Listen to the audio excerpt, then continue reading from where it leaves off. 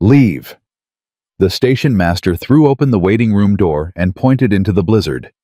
He's not coming. Nobody's coming for you. Move along. Evelyn Hart stood up. She picked up her bag. She walked back out onto that platform into wind that cut straight through her coat into snow already past her ankles, and she stood there, because sitting down would mean admitting it was over, and she was not ready to admit that.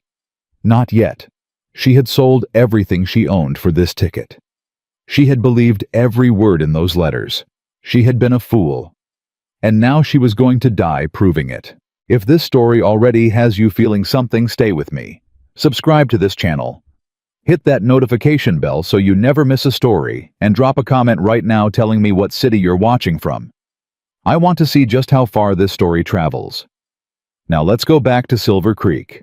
And to the night everything changed. The storm had been building since noon, and by the time Caleb Whitaker rode into Silver Creek that evening, it had turned into something mean. Not the kind of cold that bites and moves, on the kind that settles in patient and deliberate, like it had a score to settle with every living thing still foolish enough to be outdoors. Caleb wasn't a man who complained about weather. He'd ranched through worse, but even he pulled his collar up against it as he tied his horse at the post outside the station and pushed through the door into the narrow waiting room, expecting to find his ranch foreman Dale waiting beside a crate of horse transfer papers and maybe a hot cup of bad coffee. Instead, Dale met him at the door with his hat in his hands and an expression Caleb didn't like at all. "There's a problem," Dale said. "The horses." "No, sir. The horses are fine. They're in the stock car, warm and settled." Dale hesitated. "It's something else." Caleb looked past him. The station agent, a heavy-set man named Ord, who had worked the Silver Creek stop for 11 years, was standing near the far wall with his arms crossed and his jaw set. Between them, between Ord's cold indifference and the door that led back out into the storm, there was a woman. She was sitting on a bench, or trying to. Her spine was straight in the way a person holds themselves upright, not out of confidence, but out of sheer refusal to fold. Her coat was too thin for a Colorado winter. The carpetbag at her feet had split along one seam, and a strip of dark fabric hung loose from it like a wound. Her hands were wrapped around a folded letter pressed flat against her sternum, and her eyes, when they finally lifted to meet Caleb's, were the darkest, most fiercely controlled eyes he had ever seen on a woman who was clearly on the edge of collapse. She did not look helpless. She looked like a person who had been pushed past every reasonable limit and was now operating entirely on anger. Caleb turned to Ord. "Who is she?" "Mail order." Ord's voice carried no sympathy whatsoever. "Came in on the afternoon train. Man by the name of Gideon Walsh sent for her out of St. Louis. Walsh was supposed to meet her here." "And?" "Walsh sold his property 2 weeks ago and moved to Nevada." Ord shrugged. "Nobody told her." Caleb felt something tighten in his chest. "Nobody told her," he repeated very slowly. "Not my job to track a man's personal business." Ord spread his hands. "She has no ticket back, no family she's named. She won't leave the bench. I've asked her 3 times. Station closes in an hour, and I'm not responsible for whatever happens after that." Caleb looked at the woman again. She had heard every word. He could tell by the way her jaw had tightened, and her fingers had pressed harder against that letter. She was listening, understanding, and choosing not to react, which told him she had decided, in whatever calculation was running behind those dark eyes, that reacting would cost her something she couldn't afford. He walked over and crouched down to her level. "Ma'am," he kept his voice even, "my name is Caleb Whitaker. I own the Whitaker Ranch about 4 miles north. I'm not going to pretend I didn't just hear what he said, because that would be insulting to both of us." He paused. "Can you tell me your name?" A long silence. Then quietly, almost reluctantly, "Evelyn Hart." "Miss Hart, how long have you been sitting here?" "Since the 2:30 train." It was nearly 7 in the evening. Caleb didn't let the calculation show on his face. "Are you hurt?" "No." The word came out too fast, too flat. He looked at her hands. Her knuckles were white, not from the letter, from the cold that had worked its way into her joints. "You're frostbitten," he said. "I'm fine." You're not. He stood up. Dale, go bring the wagon around. We'll load the horses and Miss Hart together. Ord stepped forward. Now wait just a minute, Whitaker. You can't just— I can, Caleb said, and he said it the way a man says something when he is not angry, not aggressive, just completely certain. This woman is going to lose feeling in her hands by morning if she stays here. You're closing the station. So yes, I can. Evelyn stood up before Dale could move. She stood up on legs that were clearly not cooperating the way she needed them to, and she met Caleb's eyes with an expression that was half gratitude and half something that looked remarkably like suspicion. "Mr. Whitaker," she said carefully, "I don't know you." "No. And I don't accept charity." "I know." She waited. He didn't fill the silence with reassurance, didn't soften it with promises. He just stood there, holding his hat, watching her make up her mind. "Is there a hotel in this town?" she finally asked. "There is. Can I reach it on foot?" He didn't answer immediately, and that hesitation told her everything. The snow outside was past the first step of the platform. The wind had been building for 2 hours. She was wearing thin-soled shoes that were already darkened with wet. "I see," she said. "My housekeeper, Mrs. Grady, is at the ranch," Caleb said. "You'd have a room with a lock on the door and a fire in the hearth. In the morning when the storm breaks, we can talk about what comes next. That's all I'm offering." Evelyn looked at the letter in her hands. She looked at the door. She looked at Ord, who was already turning away. Already done with her, already counting the minutes until he could lock up and go home. She looked at Caleb. "All right," she said. "One night." She nearly went down getting off the platform. The step was iced over, and her right leg buckled, and Caleb caught her arm without thinking, without ceremony, just the automatic response of a man who saw someone about to fall and moved. She grabbed his sleeve, steadied, released it immediately. "Thank you," she said stiffly. "Watch your step," he said, and left it at that. The ride to the ranch was 4 miles of silence and wind. Evelyn sat in the wagon bed with a blanket Dale had produced from somewhere pulled up around her shoulders, her carpet bag held between her knees. Caleb drove. He didn't attempt conversation. She was grateful for that. She wasn't ready for conversation. She was too busy fighting the thing that had been building since the 2:30 train pulled away, and she'd realized, standing on that platform, that no one was coming. That she had sold her mother's brooch to pay for the train ticket. That she had written 3 letters to Gideon Walsh, all answered with warmth, and what she had believed was sincerity, and every single one of them was a lie.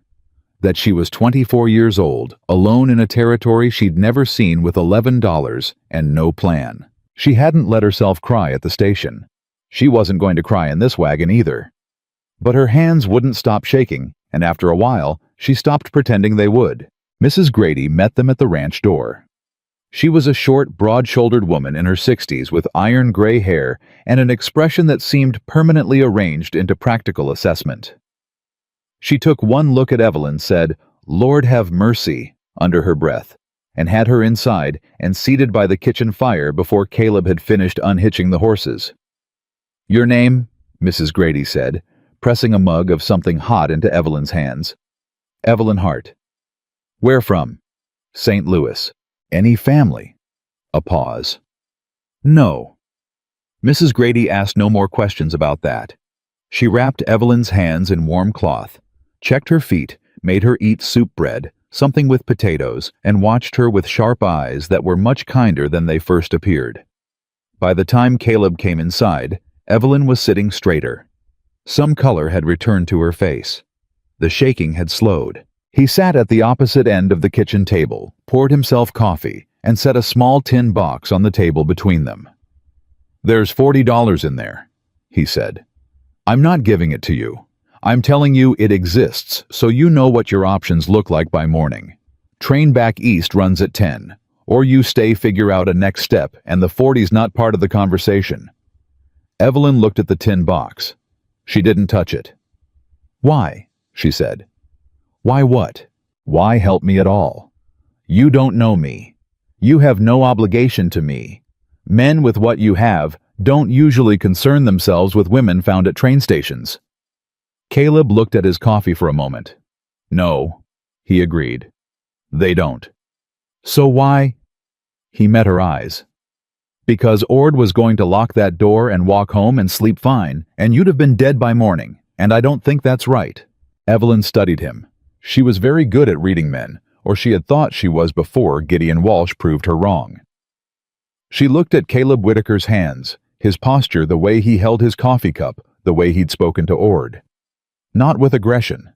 Not with the particular brand of easy authority that men used when they wanted you to know you owed them something. With conviction.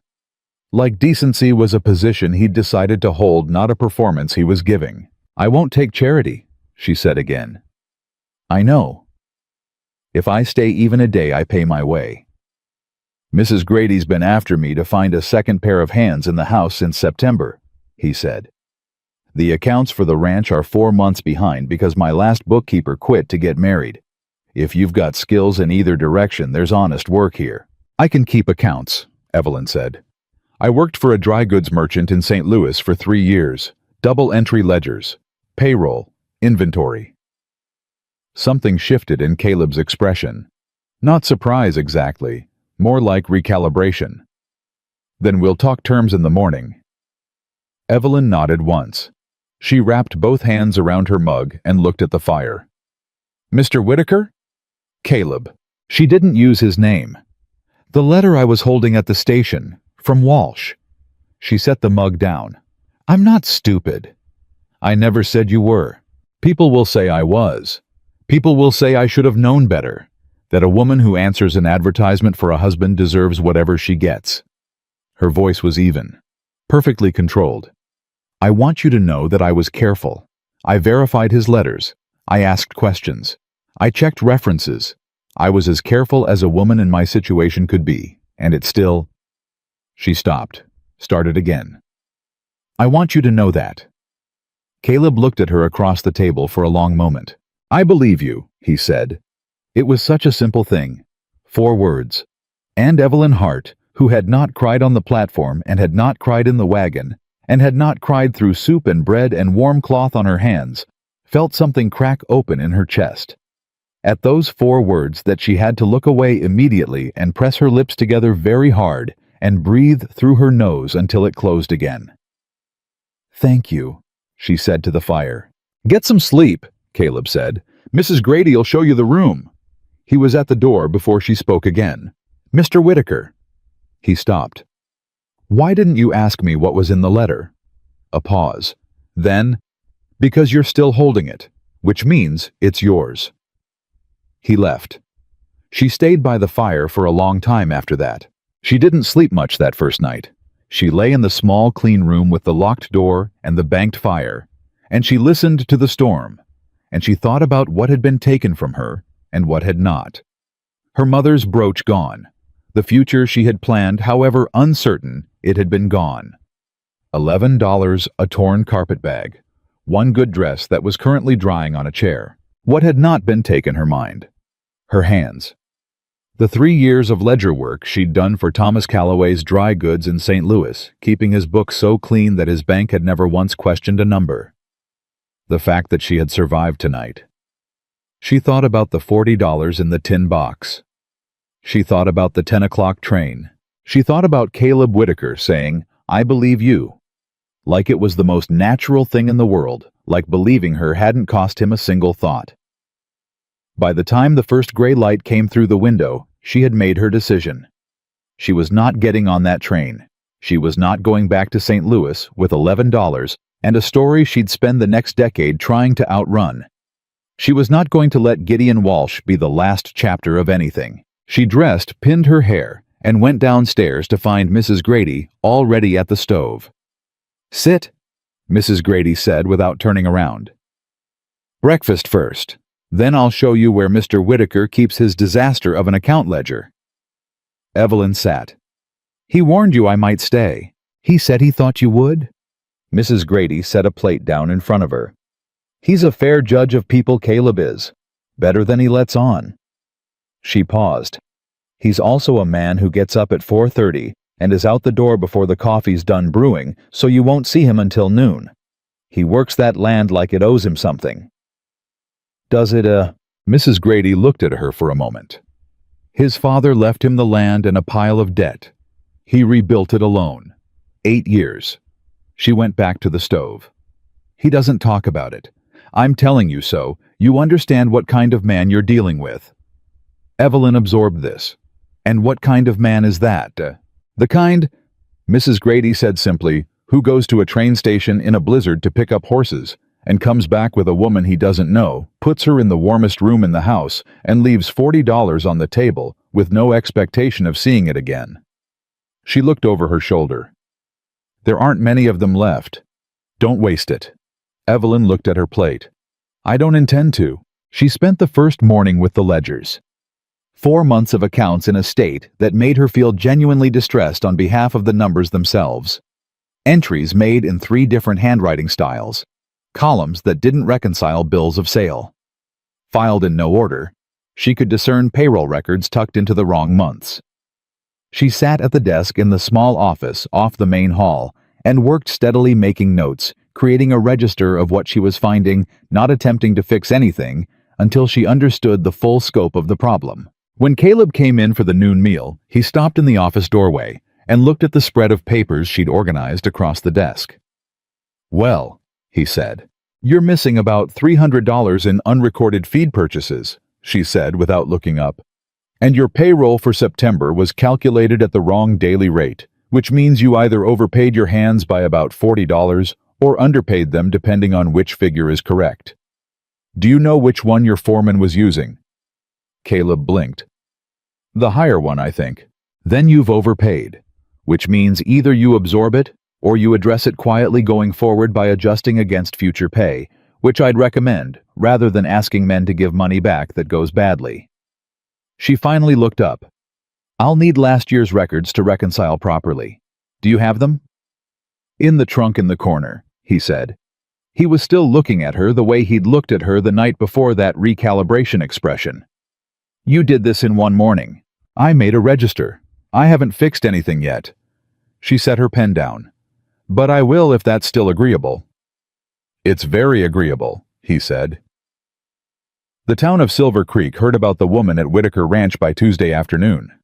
In a settlement of 400 people in the middle of a Colorado winter, news didn't have to travel far. By Wednesday, 3 women had come up the road specifically to look. They stood at the gate and watched Evelyn crossing the yard with a stack of feed invoices and whispered between themselves. By Thursday, the postmaster's wife had told 6 people that Caleb Whitaker had taken in a disgraced mail-order bride. By Friday, the version circulating in the general store had Evelyn arriving drunk on the evening train, having stolen her passage money from the original bride, who may or may not have existed. None of it was true. All of it spread anyway. The first person to say it to Caleb's face was his neighbor Frank Delaney, who came over Saturday morning under the pretext of returning a borrowed fence tool and lingered in the doorway of the barn long enough to clear his throat twice and say, "People are talking, Caleb." "People always are," Caleb said, and went on with his work. "It doesn't bother you, a woman like that living in your house." Caleb set down what he was holding and looked at Frank directly. "A woman like what?" Frank spread his hands. "You don't know anything about her. I know she's got the ranch accounts in better shape in 4 days than they've been in 4 months. I know she's honest, she works hard, and she doesn't take things that aren't offered." He picked up what he'd set down. "That's enough for me." Frank left without returning the fence tool. Evelyn, who had heard the conversation from the other side of the barn wall, not deliberately, just because sound carried, and no one had built that barn with privacy in mind, stood very still for a moment after Frank's footsteps moved away. Then she went back to the invoices. She didn't mention it to Caleb. He didn't mention it to her. But something shifted slightly in the space between them, not softer exactly, more honest. The way 2 people who have both decided independently that they are not going to pretend something isn't happening, and that decision creates its own kind of understanding. The real trouble started on the 18th day. Caleb's niece Maggie arrived by coach from her boarding school in Denver. School had ended early due to a fever outbreak, and her parents had wired ahead to say she'd be staying at the ranch until January.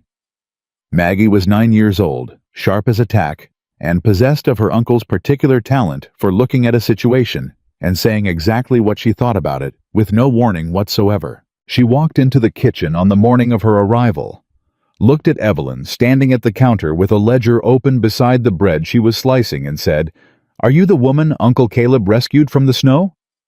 Evelyn looked up. "I wouldn't use the word rescued." "What word would you use?" A pause. "Found," Evelyn said. "He found me." Maggie considered this. "Were you scared?" "Yes." "Did you cry?" "No." Maggie seemed to find this satisfactory. "My teacher at school cried when the furnace broke," she said.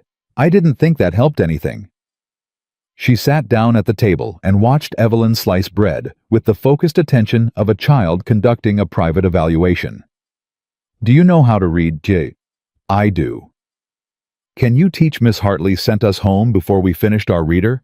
I'm stuck on chapter 11. Evelyn set the bread knife down. "What's chapter 11 about?"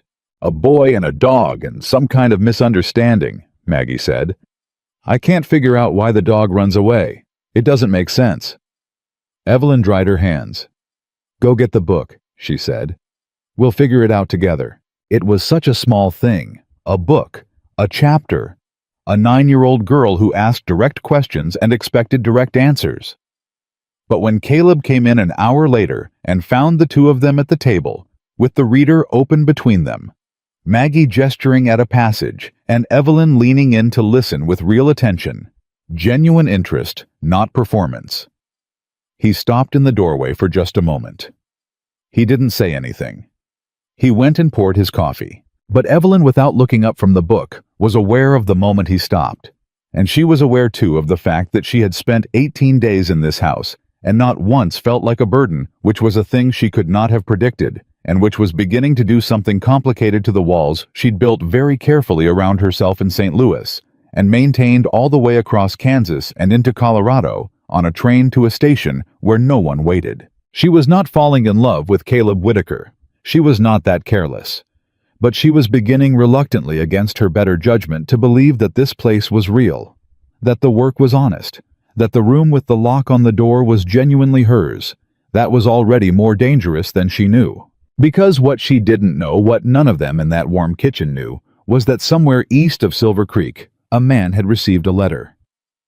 A man who had counted very carefully on Evelyn Hart arriving in Colorado with no family, no protection, and no one in the world who would come looking for her. And the fact that she had survived the station, that she was inside a wealthy rancher's house keeping his books, teaching his niece to read, becoming God. Help him known in a town that now had her name that was not part of the plan. And Victor Langley did not like it when things went off plan. Victor Langley did not act quickly.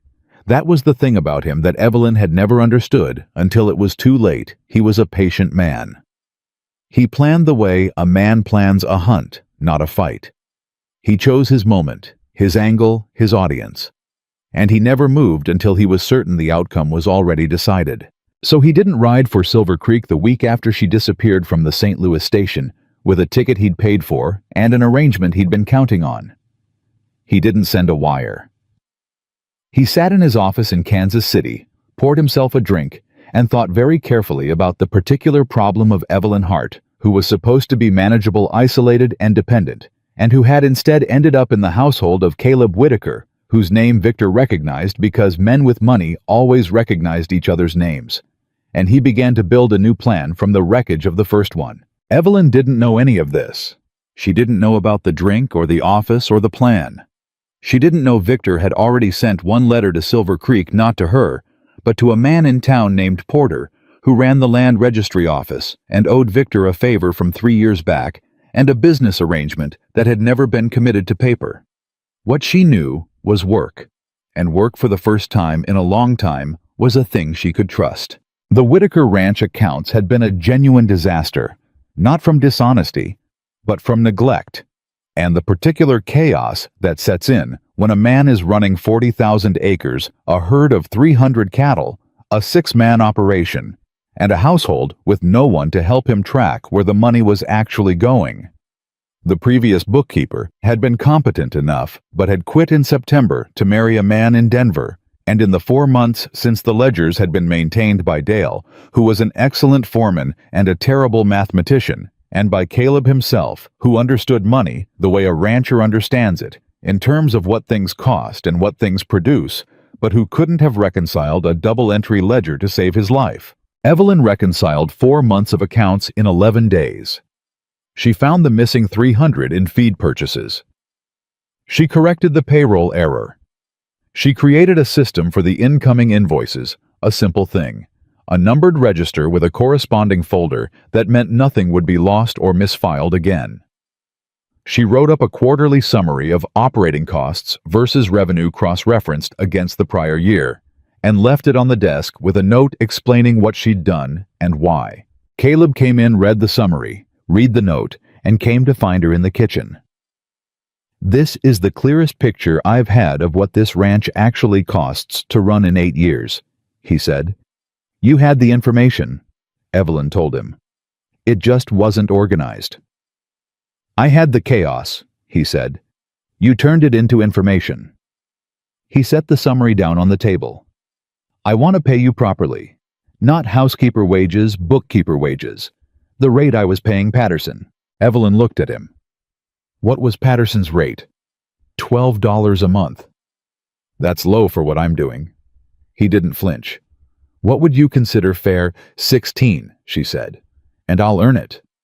"Done," Caleb said, and he said it immediately, the way he said everything, like the decision had already been made somewhere ahead of the words, and the words were just catching up. She went back to her work. He went back to his. But the number sat between them differently than Charity would have. $16 a month was a wage. A wage was a contract. A contract was something she'd earned, not received. And that distinction, small as it might have looked from the outside, was the thing that made it possible for Evelyn Hart to stop holding quite so tightly to the idea of leaving. Mrs. Grady noticed. Mrs. Grady noticed everything. "You look less like you're calculating the nearest exit," she said one afternoon, not unkindly, while they were working side by side in the kitchen. Evelyn kept her eyes on the potatoes she was peeling. "Was I that obvious?" "Only to someone who's seen it before." Mrs. Grady was quiet for a moment. "I came west in '67. Widowed, broke 2 children under 6. You get very good at looking like you're staying when you're really just figuring out which direction to run." She glanced sideways. "You're not running anymore." Evelyn considered this. "I'm not," she admitted. "I'm not sure that's wise." "Probably not." Mrs. Grady agreed. "But it's honest, and honest is something you can build on." The morning of the 22nd day brought a visitor to the front door that neither of them had anticipated. Her name was Caroline Holt. She was the wife of the town's most prominent banker. She wore her importance the way some women wore jewelry, visibly and always, and she arrived at 9 in the morning, with 2 other women trailing behind her like a social formation. All 3 of them in their good coats, despite the cold, which meant this was not a casual call. Evelyn answered the door because Mrs. Grady was in the back, and Caleb was out with the cattle. "Miss Hart," Caroline said, and managed to load those 2 words with more judgment than most people fit into a paragraph. "Mrs. Holt," Evelyn said. She kept the door mostly closed. "Can I help you?" "I came to speak to Caleb." A pause that said very clearly not to you. "Is he available?" "He's working. I can pass a message." Caroline looked at her with the particular attention of a woman conducting an appraisal. "You've been here some weeks now." 22 days. "And you intend to stay?" Evelyn met her eyes steadily. "I'm employed here, Mrs. Holt, so yes." One of the women behind Caroline, a narrow-faced woman Evelyn didn't know, leaned slightly forward. "Is it true you came out here as a mail-order bride?" "I came out here on a train," Evelyn said. "What I was supposed to become when I arrived is another matter." "The town is concerned," Caroline said. Her voice had dropped into something that was almost sympathetic and almost not. "About Caleb, naturally. He's a respected man, and a single woman living in his home with no established family, no references, no—" "I have references," Evelyn said. Caroline blinked. I beg your pardon. Thomas Calloway, Dry Goods, St. Louis. 4 years of employment. Clean records, no discrepancies letter available on request. Evelyn kept her voice completely even. I also have a wage agreement at bookkeeper's rate, a room with its own door and work that earns my keep. If you'd like to discuss references with Mr. Whitaker directly, I'll let him know you called. She looked at all three of them, one at a time, calmly. Is there anything else? Caroline opened her mouth, closed it. She had come prepared for embarrassment or tears, the two responses that would have confirmed what she'd already decided about this woman, and she had received instead a set of facts delivered with the precision of someone who had been anticipating exactly this conversation and had prepared for it accordingly. No, she said. Thank you. They left. Evelyn closed the door, leaned her back against it, and let out a breath she'd been holding for approximately 2 minutes. Mrs. Grady appeared from the kitchen hallway. How bad? She wanted references. What did you say? I gave her references. Mrs. Grady's expression did something complicated that might have been admiration. Good girl, she said, and went back to the kitchen. But Caroline Holt went home and told her husband, and her husband mentioned it to 3 men at the bank, and by the following Thursday, the story had circulated back to Caleb through Dale, who told him with some discomfort that there was talk going around town about the propriety of the situation at the ranch, specifically whether Evelyn Hart was a woman of appropriate character or a woman who had latched onto a wealthy man under the cover of hard luck. Caleb listened. Then he said, Dale, what do you think? Dale blinked. Sir. You've been here 3 weeks with her. You've seen her work. What do you think? Dale turned his hat in his hands. I think she fixed the September payroll error without anyone asking her to put the correction in writing and left a note explaining how to avoid it happening again. And I think she doesn't talk about herself unless she's asked, and when she is asked, she answers straight. He paused. I think she's good people, Mr. Whitaker. And I think the folks in town don't like that she's not asking to be forgiven for something that wasn't her fault. Caleb nodded once. That's what I think too. He said nothing more. But the following Sunday, he rode into Silver Creek and had a quiet conversation with Amos Holt at the bank, not confrontational, not aggressive, just clear. The kind of conversation that a man with Caleb's standing in a small territory town has when he wants something understood without it needing to be repeated. And after that, the loudest voices in town about Evelyn Hart became somewhat less loud. It didn't stop. Nothing ever stops completely in a small town.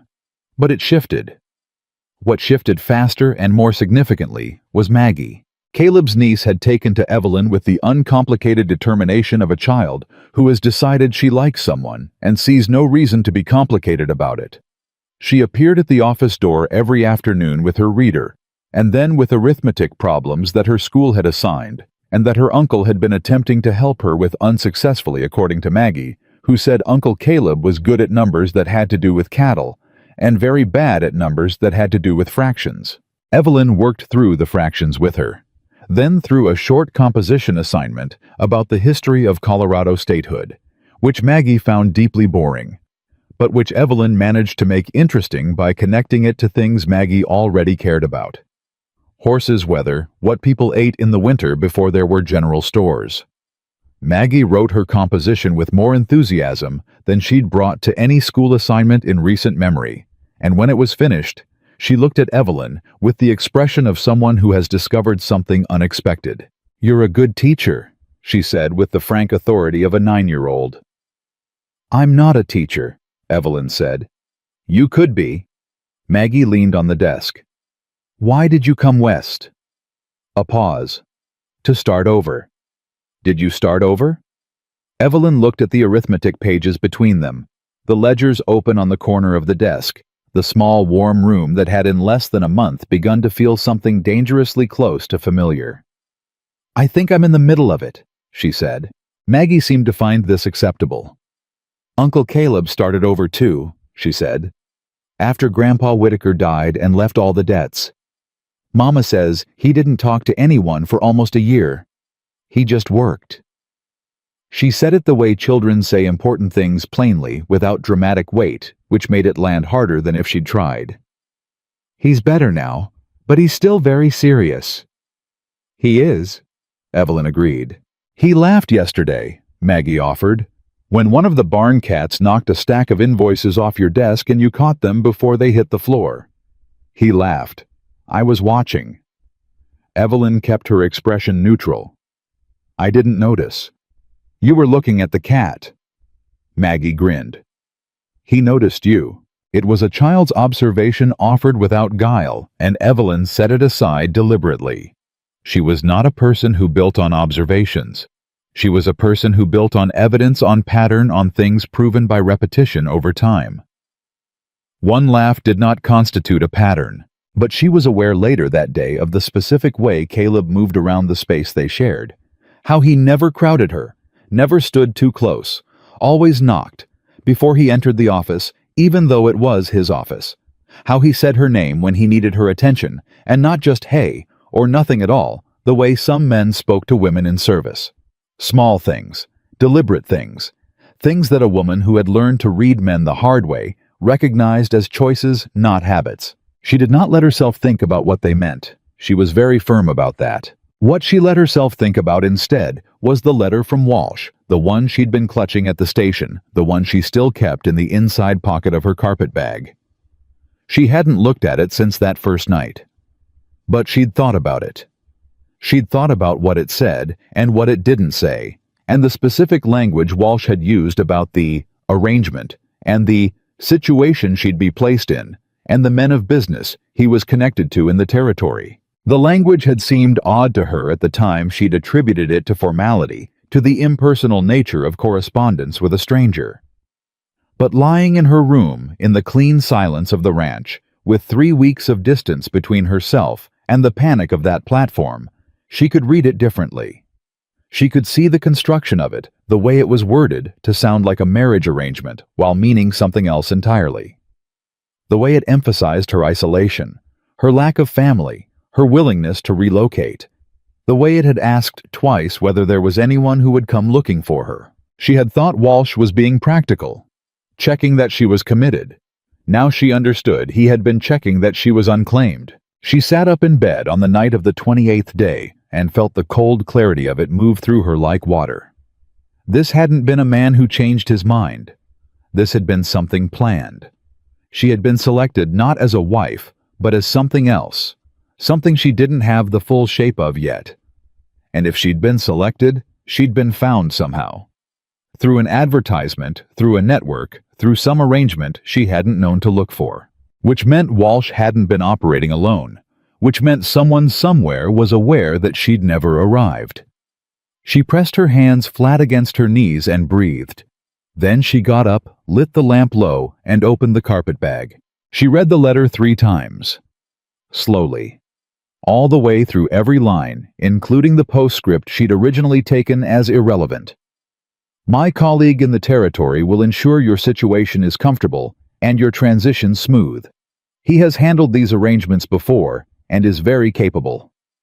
She had assumed it referred to a local minister or a justice of the peace, someone who would formalize the marriage.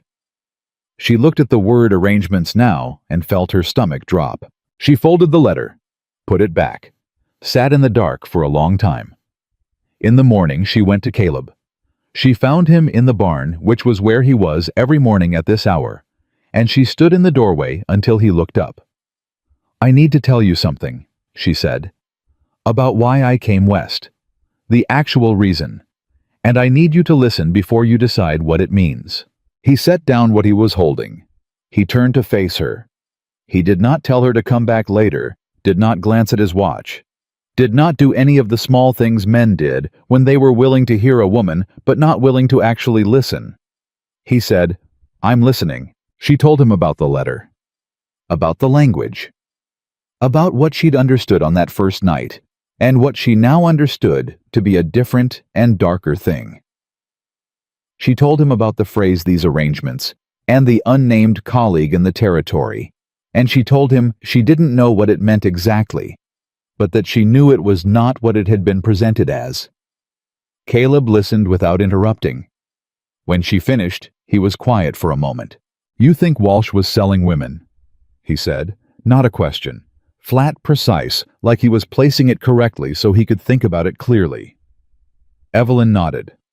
"Labor contracts. That's what I think. To the mining camps. Or something like it." She paused. "I don't have proof." "Do you still have the letter?" "Yes." "Keep it." He looked at her steadily. "Don't tell anyone else what you just told me. Not yet." She frowned. "Why not?" "Because if there's a man in this territory involved in whatever Walsh was running and he knows you're here, the last thing we want is for him to know you're figuring it out." He said "we" without apparently noticing he'd said it. "How many women do you think Walsh did this to?" The question hit her harder than she'd expected. She'd been so focused on her own escape that she hadn't fully held the arithmetic of it. How many letters, how many advertisements, how many women who had answered with hope and arrived at a station where no one was coming for them? "I don't know," she said quietly. "Then that matters too," Caleb said. "That's not just what happened to you. That's a pattern, and patterns leave records." He said it like he'd already decided, like the moment she'd told him it had become a thing he was going to do something about, not because it was his problem, not because she'd asked him to, but because he was the kind of man who, when presented with a wrong of that particular magnitude, simply began calculating how to address it. Evelyn stood in the doorway of that barn and felt something move in her chest that she had specifically decided not to feel. She pressed it down. She kept her voice level. "Caleb."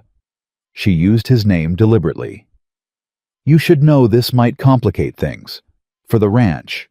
For your standing here." He picked up what he'd set down. "Evelyn," he said. And he used her name too, not her title, not a formal form of address, just her name, easy and direct like he'd been saying it for years. "Let me tell you something. This ranch is 40,000 acres of Colorado territory. My standing in Silver Creek is not a thing I'm willing to trade for the chance to ignore something that's wrong." He looked at her. "Are we clear?" She held his gaze for a moment. "We're clear," she said. She turned to go. She was at the door when he spoke again. "Evelyn." She stopped. "You were right to tell me. And it took something to walk in here and say it straight like that instead of carrying it alone." A pause. "I see that." She left without answering. She walked back across the yard in the cold morning air, and she did not let herself feel what those words had started, because she was a careful woman, a sensible woman. A woman who had been proven wrong once about the character of a man and who had survived that error, but did not intend to repeat it. She told herself this very firmly, all the way back to the house. She told herself this through breakfast and through the morning's accounts and through Maggie's arithmetic problems after lunch. By evening, she had almost convinced herself, but not quite, because there was a letter sitting in the Silver Creek post office that had arrived that afternoon addressed not to Caleb Whitaker, not to Evelyn Hart, but to a man named Porter at the land registry office. A letter from Kansas City written in a careful hand, asking a few specific questions about the current residents of the Whitaker Ranch and requesting with the particular politeness of a man accustomed to getting what he asks for, that Porter respond at his earliest convenience. Porter had read the letter twice, folded it neatly, and put it in his coat pocket. Then he'd gone home for dinner as if nothing had happened, as if the name signed at the bottom of that letter, Victor Langley, meant nothing. But it meant something. It meant Victor knew where she was. It meant the patience had run out. It meant the plan had been adjusted, recalculated, and was now moving again slow and certain, like the kind of cold that settles in and waits. And none of them knew it yet.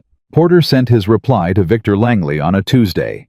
By Friday, he had received a second letter. By the following Monday, he had agreed to things he would spend the next 2 years trying to convince himself he hadn't meant to agree to. What Porter told himself was that he was only providing information. Property records. Public information. The kind of thing anyone could look up if they knew where to ask.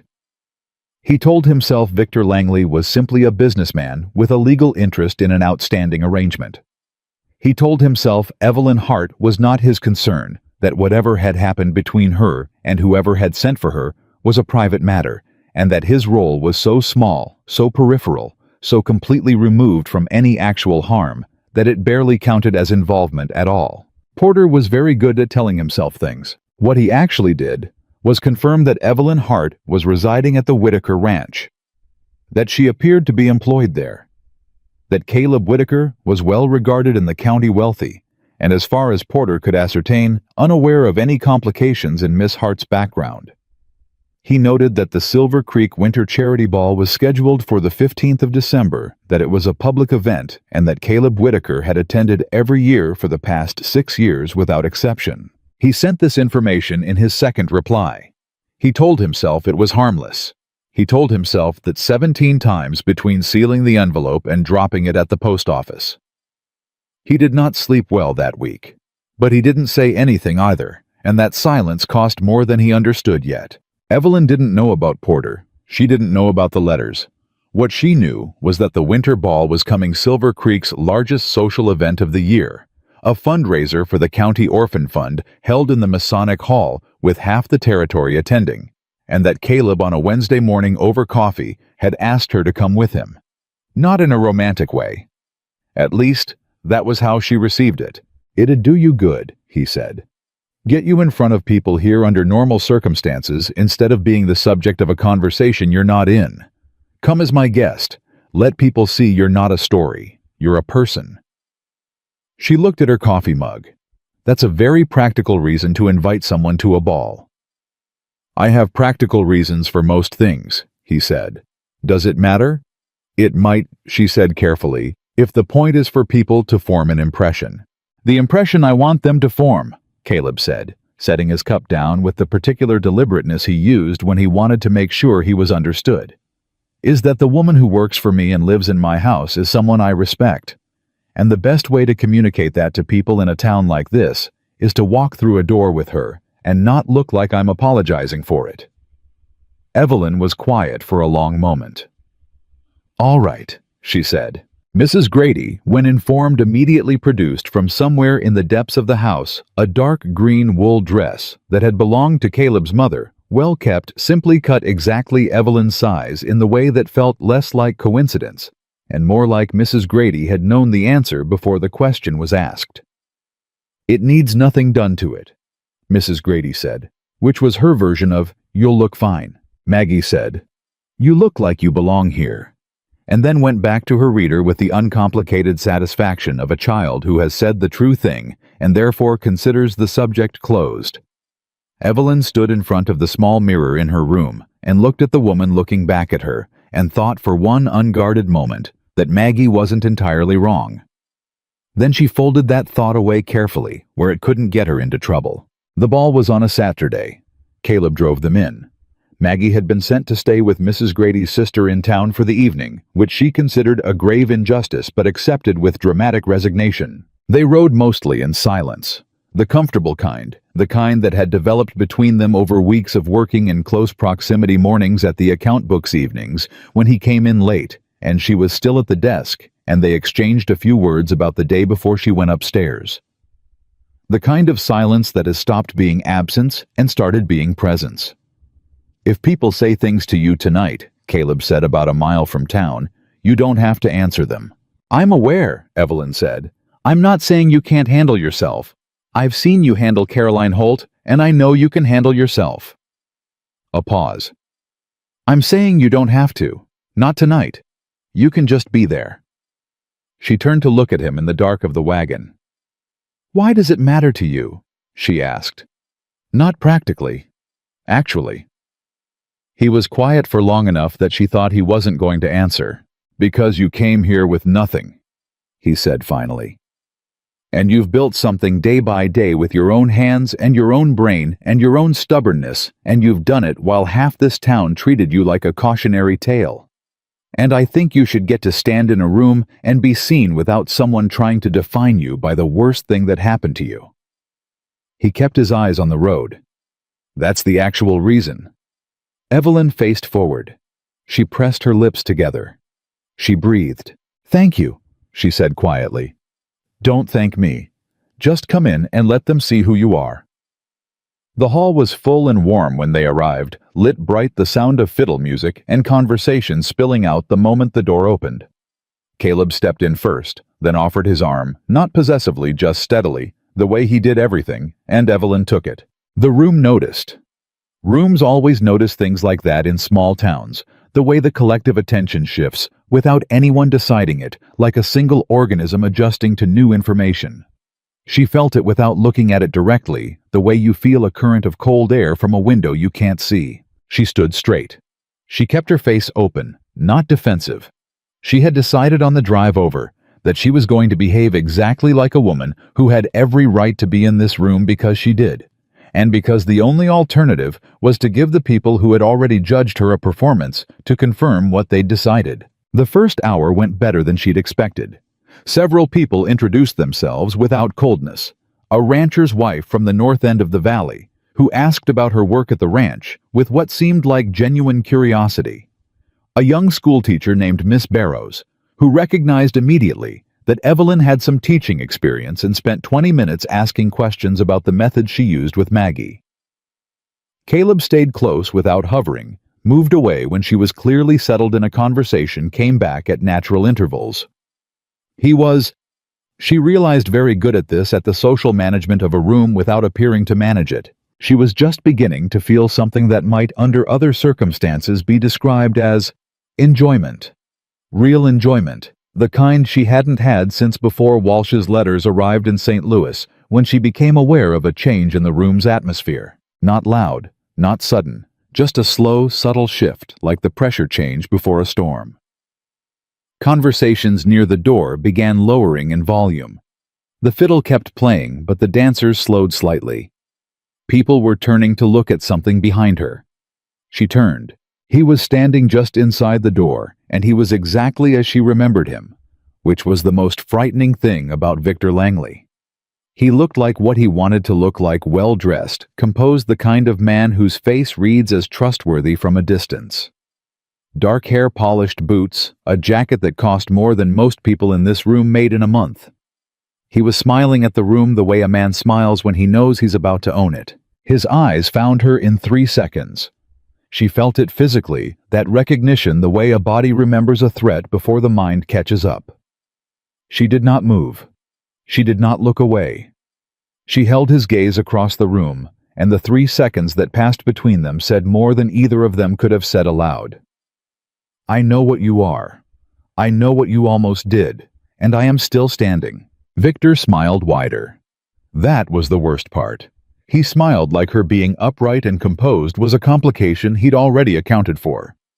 He crossed the room toward her, and the crowd parted for him, the way crowds part for confident men who move like they belong, and Evelyn had time for exactly one thought. He planned this.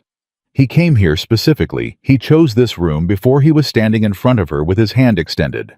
Evelyn, he said warmly, like she was an old friend, like there was not a single complicated thing between them.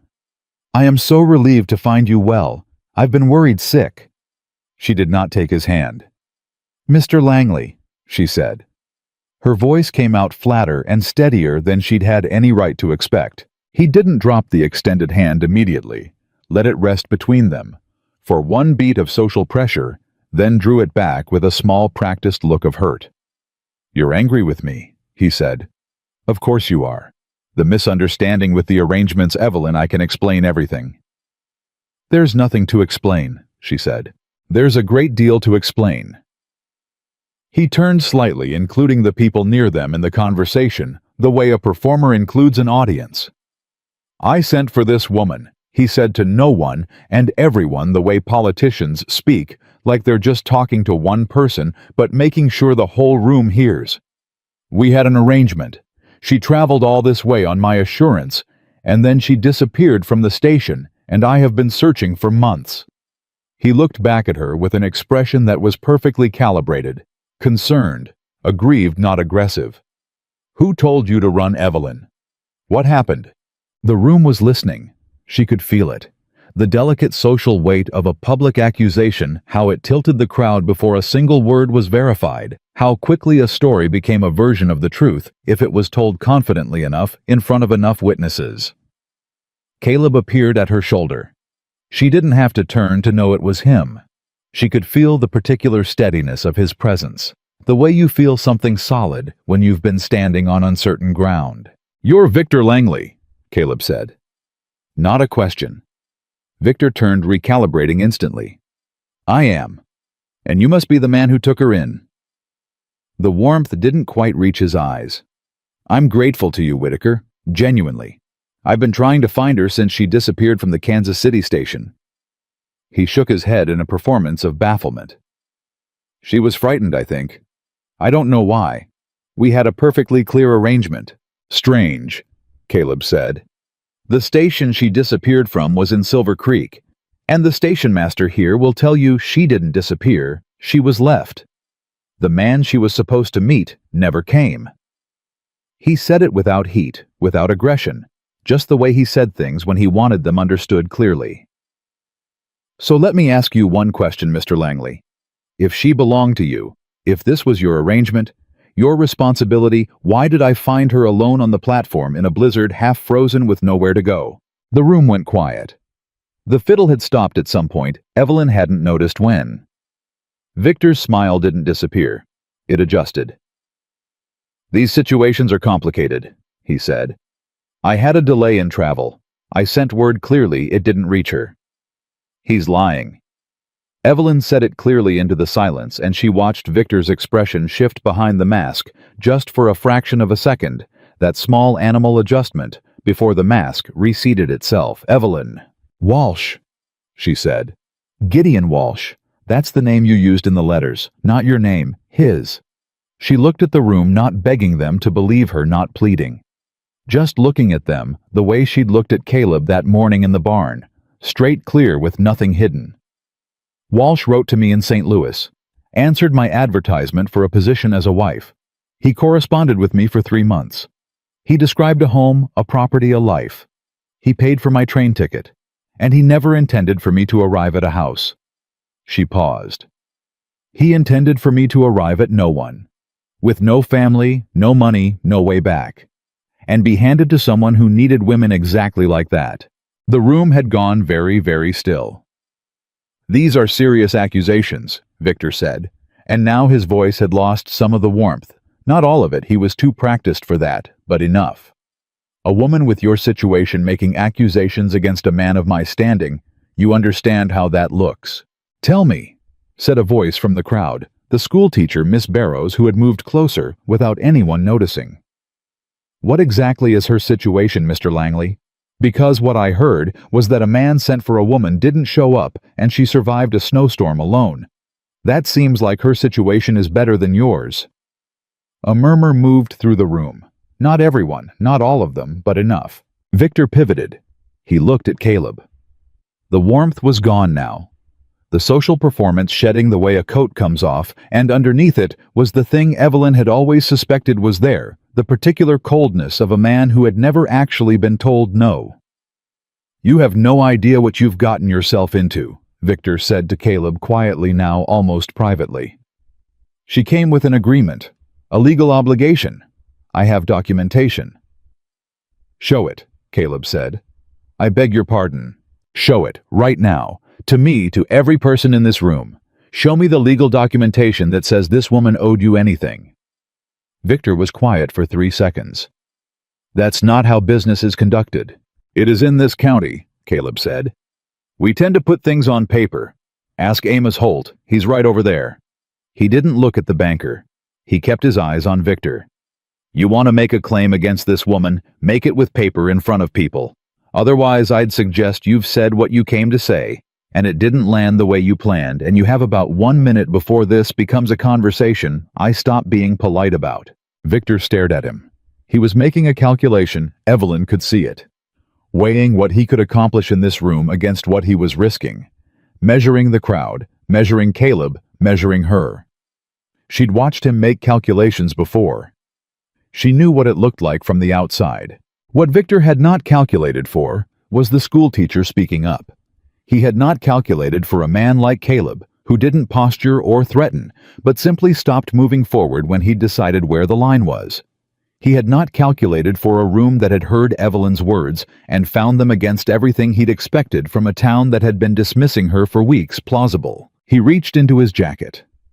Evelyn saw the movement before anyone else because she was already watching his hands, and the cold recognition of what it meant hit her like ice water. She opened her mouth, but Caleb had seen it too. He stepped between her and Victor in one movement. Not slow, not dramatic, just instant and final. And the hand he brought up from his side was steady and certain, and the look on his face was not anger, not fear, something colder and more definite than either. "Don't," Caleb said. Victor froze. The room froze with him. "I'm not going to shoot you," Caleb said, his voice carrying to every corner of the room in the silence. "But you're going to take your hand out of that jacket slowly, and you're going to put whatever you're reaching for back where it belongs, and then you're going to leave this hall. Because if you don't, there are 11 men in this room who have been listening to this conversation for the last 10 minutes, and not one of them is going to side with the man who just reached for something in a room full of families." He held Victor's gaze. "Do you understand me?" A long, long moment. Victor removed his hand from his jacket. There was nothing in it. A bluff or a weapon he'd thought better of. Evelyn's heart was hammering hard enough that she could feel it in her throat, but she kept her face composed, kept her shoulders level, kept herself from grabbing Caleb's arm the way every nerve in her body was urging her to. "This isn't finished," Victor said. "No," Caleb agreed. "It isn't. But tonight it is. Get out of Silver Creek, Mr. Langley. Tonight." Victor looked at Evelyn. In that look was everything he hadn't said aloud, that she was still a loose end, that Walsh's arrangement was still technically in motion, somewhere that a single evening in a Colorado ballroom with a favorable crowd hadn't undone whatever machinery he'd set into motion. He looked at her like a man who is retreating and wants you to know it's temporary. She looked back at him like a woman who has decided she is not afraid of temporary. He left. The room exhaled collectively. The fiddle started up again almost tentatively, and conversations reignited in low, urgent clusters. Evelyn was aware of people looking at her differently from before, not with the assessment she'd felt on arrival, with something more complicated. She was also aware that her hands, which she was holding clasped in front of her, were not entirely steady. Caleb turned to her. He looked at her hands. He didn't say anything about them. "Are you all right?" he asked. "Yes," she said. Then, "No." Then, "I will be." He nodded. That was all. He didn't fill the space with reassurance or minimizing. He just nodded and stayed where he was between her and the door Victor had walked through, and waited. Miss Barrows appeared at her elbow with a glass of water.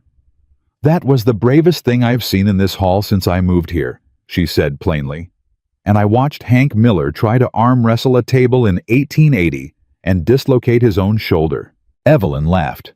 It surprised her. It came out real unprepared. An actual laugh, and Barrows grinned at it, and Caleb half turned away to give them space. "Did the thing Maggie had described?" He smiled. Not a polite smile. The real kind, quiet and crooked, the kind that wasn't for anyone but happened anyway. Evelyn saw it. She looked away before he could notice she had. But the damage, if that was the word for it, or the beginning of something, if that was the better word, was done. What neither of them knew yet, what they would not know until morning, was that before Victor left Silver Creek that night, he went directly to Porter's office. He didn't knock. He had a key. Porter had given him one in one of those agreements that had seemed like a small thing at the time, and he let himself in, and he sat at Porter's desk, and he wrote one letter and sent one wire. The letter went to a judge in Denver, a judge who owed Victor a significant favor from a land deal 3 years back, and who would be willing for the right conversation to issue a civil order declaring Evelyn Hart in breach of a contracted arrangement, which would allow Victor to present a legal claim against her person in any county court in the territory. The wire went to 2 men in a town 40 miles east, men who were not lawyers, men who were not in any formal sense employees of anyone whose name you could put on paper. Victor was not finished. He had simply changed his approach. And somewhere between the warmth of that hall and the cold of the Colorado night outside, a clock was running that none of them, not Evelyn, not Caleb, not Miss Barrows with her direct questions and her glass of water, had heard start. They found out about the wire on Sunday morning. Dale came in from town before breakfast with his coat still on and his hat in his hands, and the particular expression of a man who has been moving fast and is trying to decide how to slow down long enough to say what he needs to say. He found Caleb at the kitchen table, and Evelyn standing at the counter with a mug of coffee she had not yet drunk, and he looked at both of them and said, "Porter talked." Caleb set down his cup. "When?" "Last night. After Langley left the ball, he went to Porter's office. Porter was there when he arrived. Heard everything, the letter to the Denver judge, the wire to the 2 men east of here." Dale turned his hat once in his hands. "Porter came to me at 6 this morning. He's scared. He says he didn't know what Langley was actually running. I don't know if I believe him, but he's talking, and he brought the copies of everything he gave Langley about the ranch." Evelyn put her mug down very carefully. "What 2 men?" Caleb said. "He doesn't know their names, only that Langley has used them before, hired work."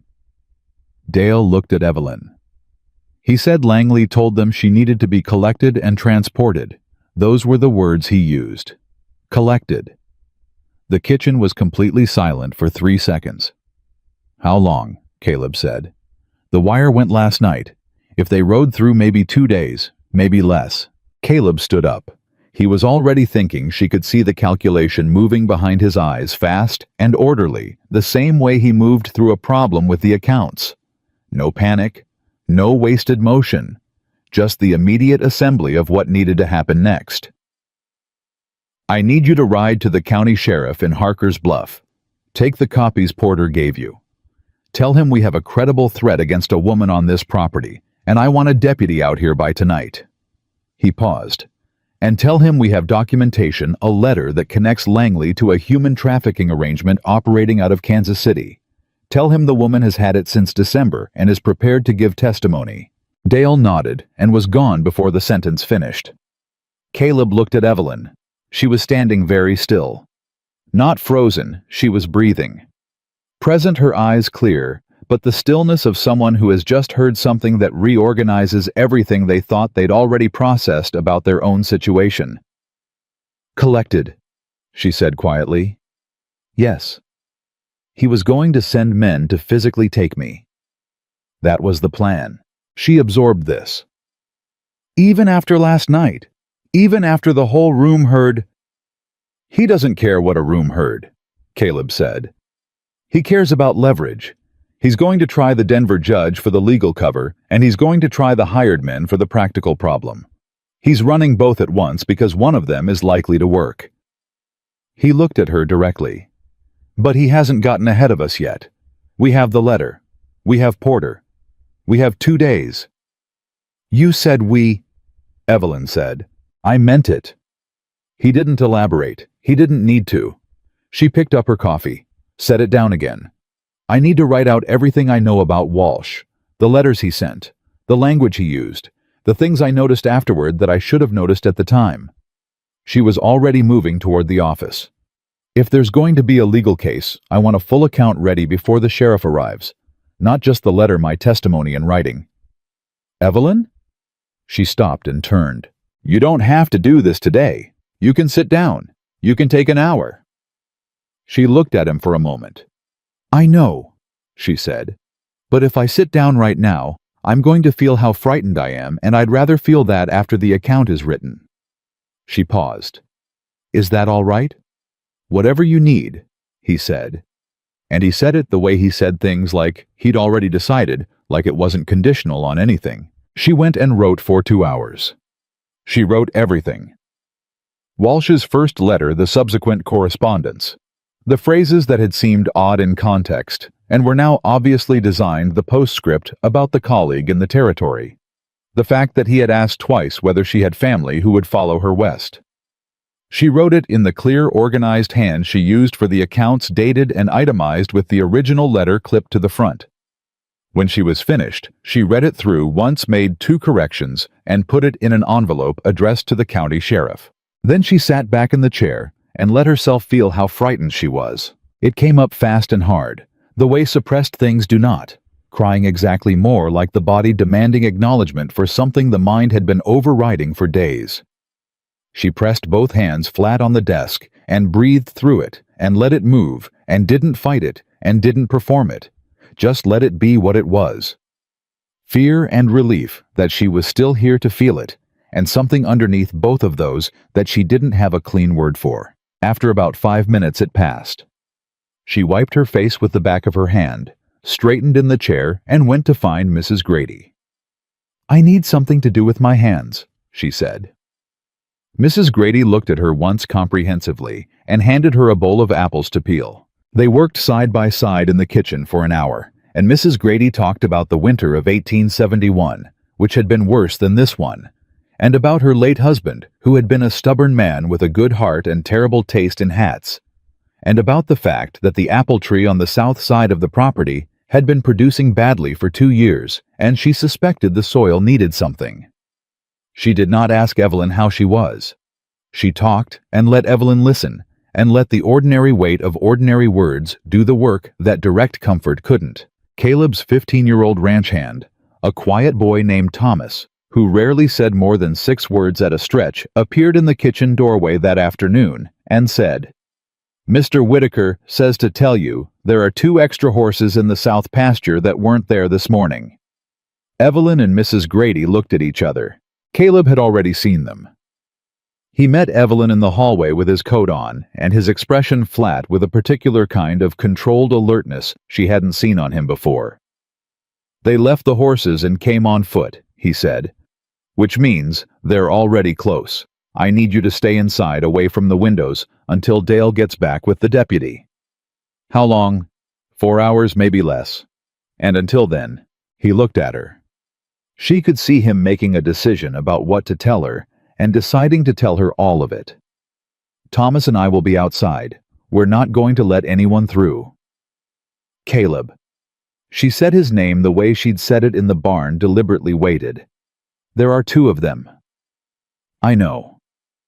"And you're proposing to stand between them and my property," he said very simply. "Which includes you." She held his gaze for a long moment. "You are the most aggravating man I have ever met," she said. Something moved at the corner of his mouth. "I've been told." He went outside.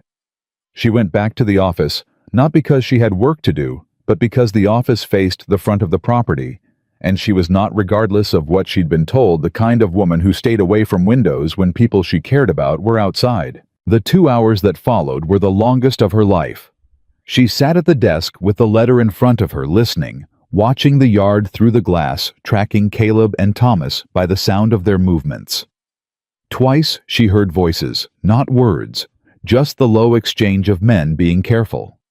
Once she heard something that might have been a door and made her stand up before she decided to. Then hoofbeats, fast, multiple horses, and Dale's voice, and a voice she didn't know, and then the distinct sound of the situation, shifting the way sound changes when authority arrives and the weight of a moment redistributes itself.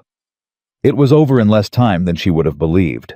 The 2 men Victor had wired, who turned out to be named Cord and Reeves, according to the deputy who arrested them in the West Field, had underestimated several things: the depth of snow on the Whitaker property, Caleb's knowledge of every inch of his own land, and the speed at which Dale rode when he had sufficient motivation.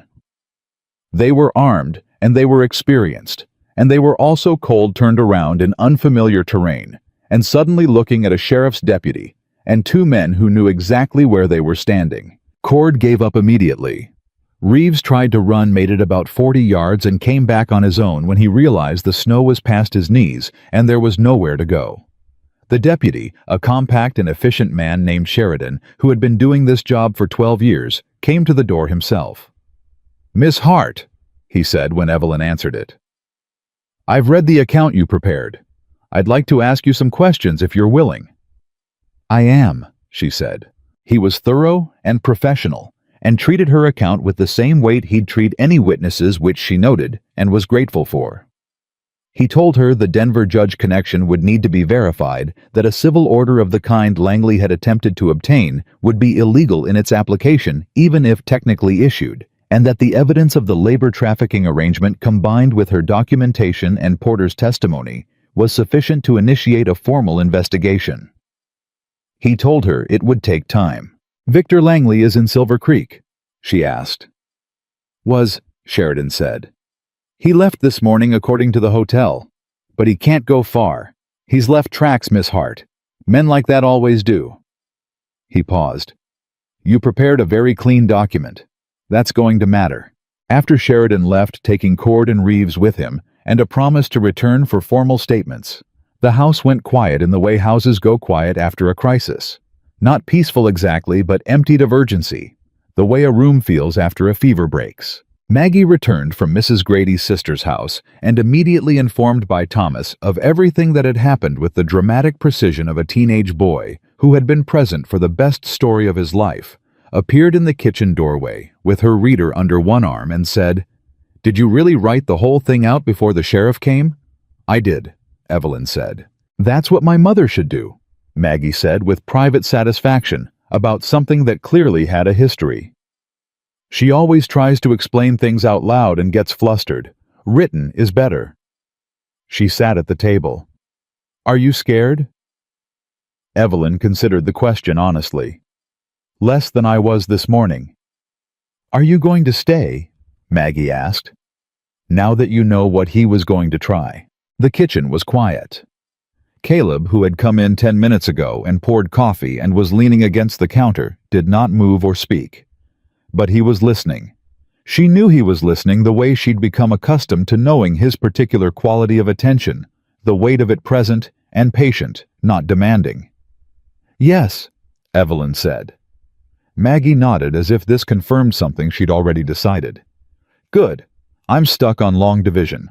It was 3 days before Victor Langley was located, not in Kansas City, not in Denver, but in a small town in Wyoming, attempting to board a northbound train, where he was apprehended by a territorial marshal who had received a wire from Sheridan with enough detail to make the arrest clean and legally unassailable. He was transported back to Colorado and held in the county jail while the investigation into Walsh's arrangement, which turned out to be broader and uglier than even Evelyn had suspected, involving at least 9 women over 3 years, was formally opened by the county court. Porter cooperated fully. He was not innocent, but his cooperation was thorough enough that the court's interest in him remained secondary to Victor. The day they got word of Victor's arrest, Caleb came to find Evelyn in the office. She was working. She was always working.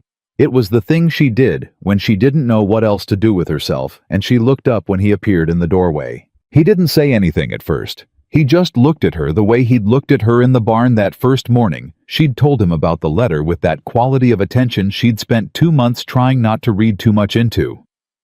"It's done," he said. She set down the pen. "Is he going to prison?" "That's what Sheridan says. The territorial case alone is enough. Walsh is being extradited from Nevada." He paused. "The 9 women, 2 of them already gave statements. The court's going to need yours." "They'll have it," she said immediately. "I know." He was quiet for a moment. Then, "Evelyn, when this is resolved, when the court's done with it, and the statements are given, and Langley is sentenced, what do you want to do?" She looked at him carefully. "What do you mean?"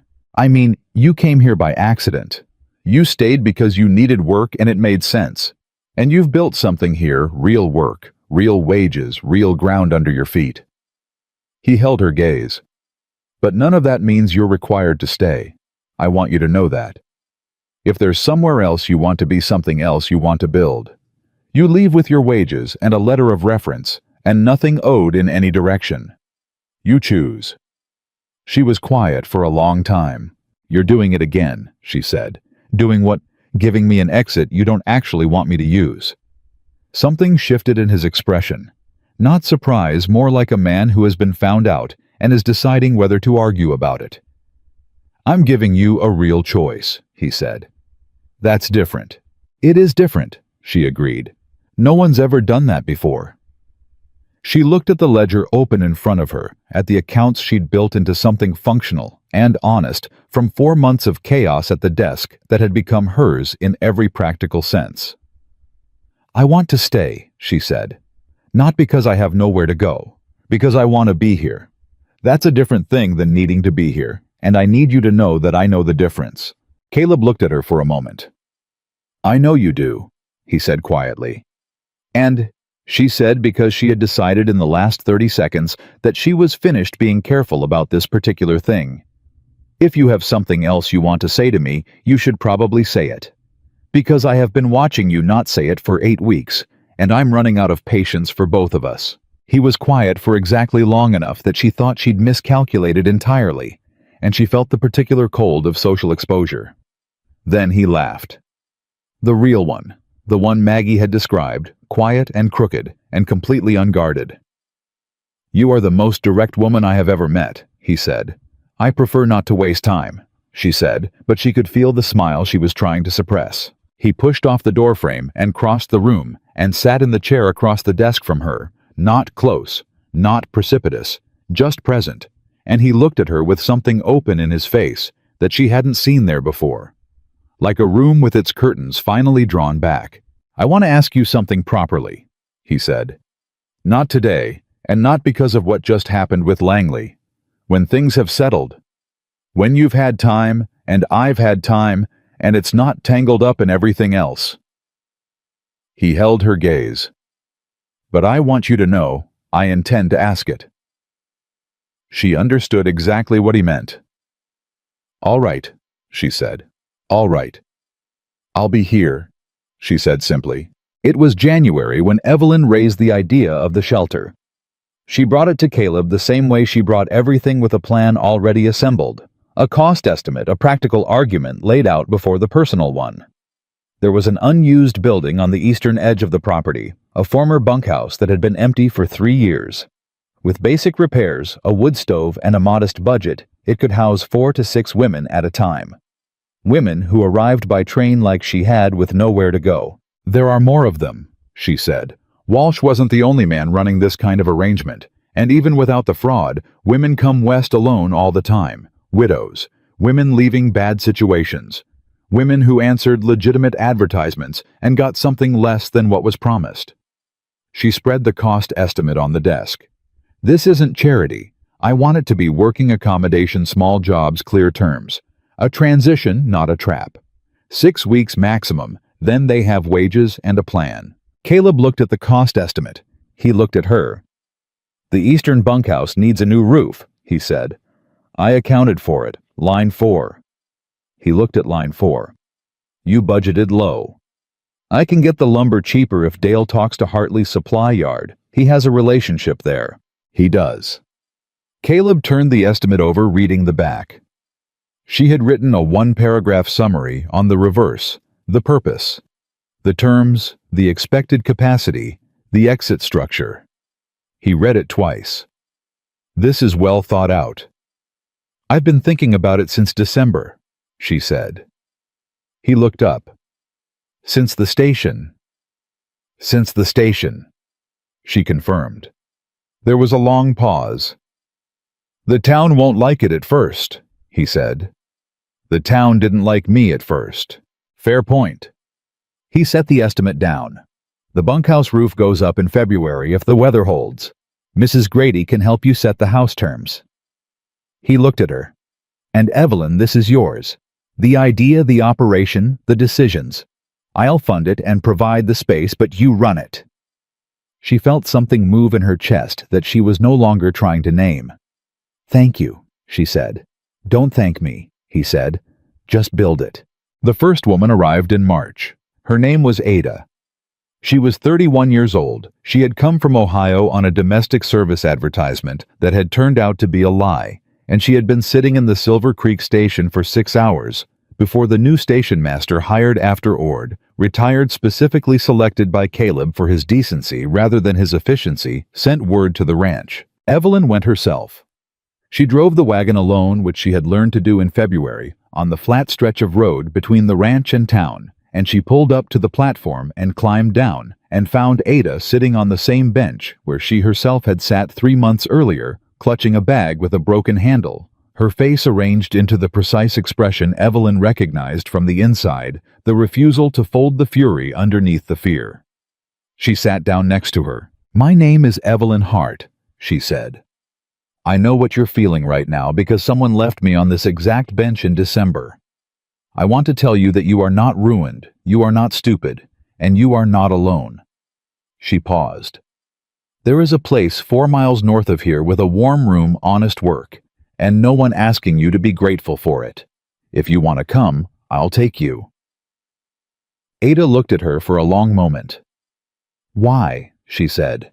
It was the same question Evelyn had asked Caleb. In the cold on the platform, not understanding what kind of person offered something without taking something back. "Because someone once did the same for me," Evelyn said, "and it changed everything." Ada picked up her bag. She stood. She walked to the wagon, and behind them, without either of them seeing it, the platform that had once been the loneliest place in Silver Creek, cold and empty and indifferent, began quietly and without announcement to become something else. By April, Caroline Holt had sent 2 blankets and a box of preserved fruit to what people were starting carefully at first and then more naturally to call the Hart House. By May, the schoolteacher Miss Barrows was spending 2 afternoons a week there, helping women with reading and letter writing. By June, there were so many donated goods arriving at the ranch that Evelyn had to create a separate intake register for them, which she did in the same clean hand she used for the accounts organized by category and date. Caleb watched all of this. He watched her build it from the cost estimate she'd laid on his desk in January into something real and functioning and completely her own. Watched her make decisions, resolve disputes. Comfort women who arrived broken and send them off steadier. Watched her become known in Silver Creek, not as the woman found in the snow, not as Caleb Whitaker's charity case, but as Evelyn Hart, who ran the Hart House and kept Whitaker Ranch's books and did not suffer fools or injustice with any patience at all. He fell in love with her the way a man falls when he's not expecting it and isn't trying to stop it, not in a single moment, but in the accumulation of 1,000 small ones. The way she said his name when she disagreed with something. The way she laughed with Maggie, unguarded and real. The way she'd looked at him across that ballroom when Victor appeared not for rescue, just for the particular grounding of knowing someone she trusted was present. He had told her he intended to ask her something properly. He had meant it. He had also been waiting for the right moment, which he was beginning to suspect did not exist as a category, and that he was going to have to make it. The evening he chose was in July, warm and long lit, with the last of the sun still in the sky when the work was done. He found her at the old station, which had become something of a habit of hers. She came sometimes in the evenings, not morbidly but thoughtfully, the way people return to important places to take their own measure against who they used to be. He came and stood beside her. "You know," he said, "I've been trying to find the right moment for 4 months. I noticed," she said. "I decided not to say anything." "That was patient of you." "I'm not a patient person." "No," he agreed. He looked at the station. "This is where I found you." "It's where I found you too," she said quietly. He turned to face her. He had not prepared a speech. He was not by nature a speech-giving man. He had always communicated best in direct sentences, and he saw no reason to change that now for something that mattered more than anything he'd said before. "Evelyn Hart," he said, "you did not need saving when I found you on this platform. You needed time and work and someone to stand out of your way while you rebuilt. And watching you do that has been—" He stopped, started again. "I am not a man who is easy to know. I work too hard and I talk too little, and I have spent 8 years making myself necessary to this land, because I didn't know how to be necessary to a person." He held her gaze. "You changed that. Not by trying to. Just by being exactly who you are every day without apology." He paused. "Will you marry me? Not because you need this ranch. Not because I need someone in it. Because I want to spend the rest of my life watching what you build next." The station was quiet around them. The last light was going gold over the Colorado hills. Evelyn looked at him for a long moment. This man who had stopped his wagon in a blizzard, who had put $40 on a table and not asked for it back, who had stepped between her and Victor Langley in a room full of witnesses, and who had spent 7 months building the space she needed to become entirely herself. "Yes," she said. Not with tears, not with the particular performance of romantic surprise. Just clearly and directly the way she did everything that mattered. "Yes," she said again, as if she wanted to hear it twice. He reached out and took her hand. She let him. And for a long moment they stood at the platform where everything had almost ended, and felt instead, quietly and completely, how much had begun. They were married on the first Saturday of August in the yard of the Whitaker Ranch, with no ceremony borrowed from anyone else's idea of what a wedding should look like. Evelyn had been specific about that. She wanted no performance of things she didn't feel, no traditional progression through rituals that had been designed for a different kind of woman, making a different kind of choice. She wanted words that were true, and a witness she trusted, and the man she was marrying looking at her like he was certain. She got all three. The justice of the peace was a man named Aldridge, who had presided over enough Silver Creek weddings to know when he was officiating something genuine, and when he was officiating something social, and who said afterward to his wife that the Whitaker wedding was the most straightforward ceremony he'd conducted in 11 years. No nerves, no theatrics. Two people who had already decided everything important and were simply making it official. Maggie stood beside Evelyn. Mrs. Grady stood beside Caleb. Dale held the horses at a respectful distance and tried to look like he wasn't blinking too much. When Aldridge asked Caleb if he took this woman, Caleb said, "I do." The same way he said everything, like the decision had been made long before the question was asked.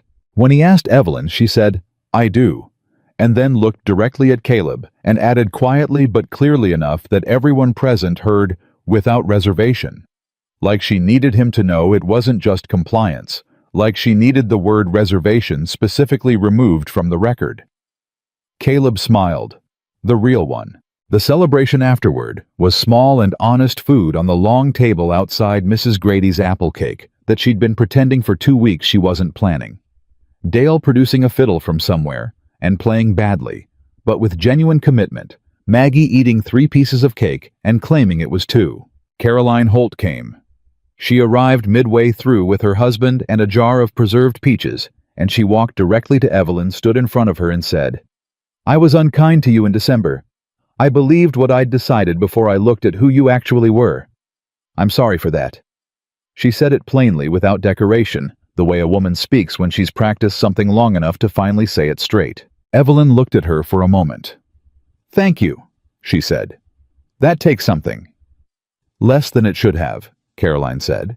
She handed over the peaches. "The Hart House is good work. My husband agrees." It was not forgiveness exactly, and it was not friendship yet, but it was honest, and Evelyn had learned to value honesty above almost everything else, and so she accepted it for what it was. The letter from the territorial court arrived in September.